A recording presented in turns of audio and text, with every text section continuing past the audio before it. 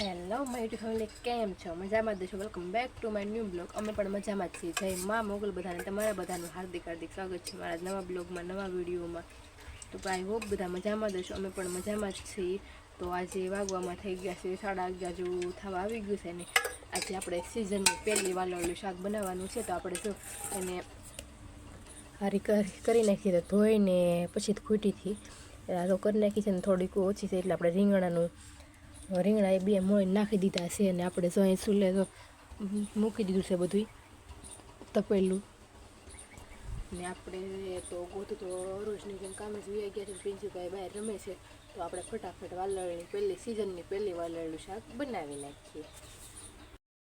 તો જો વાલોળનું શાક તેલમાં ચડે છે, તેલમાં ચડી એટલે આપણે ટમેટું પડ્યું, ટમેટું નાખીને મસ્ત મજાનું બનાવી નાખીએ. ફાઇનલી બની જાય ત્યારે દેખાડું. મસ્ત મજાનું વાલોળનું શાક બની ગયું છે.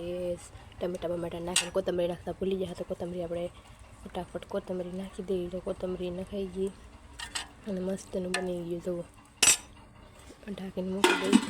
કોથમરી નાખવાનું ભૂલાઈ ગયું, કોથમરી નાખી દીધી છે. અને હવે આપણે જો એક રોટલો થઈ ગયો છે ને, એક રોટલો તાવડીમાં છે ને, એક આપણે લોટ સાળી નાખ્યો છે. આ બાજુ રોટલો સડે છે અને અહીંયા આપણે લોટ સાળી નાખ્યો છે.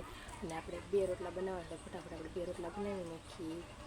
બ્લોગમાં રહેજો તમે બધા. તો આપણી કાચરી તળાઈ ગઈ છે. હાલો બધા બપોરા કરવા.